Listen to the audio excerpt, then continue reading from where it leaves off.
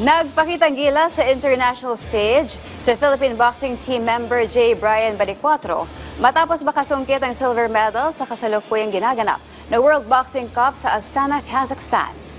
Sa ganap na men's 50 kg finals match kagabi, nabigo si Baricuatro via unanimous decision sa kamay ng hometown bet na si Zanzar Tashkembey.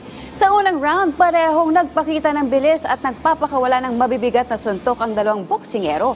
Ngunit tila mas kumukonekta ang mga patama ng mas matangkad na Kazakh boxer.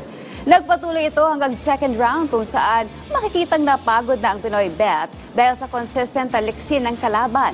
Dahilan upang mahirapang makapasok si Baricuatro at tuluyang makuha ni Tashkembey ang kampyonato.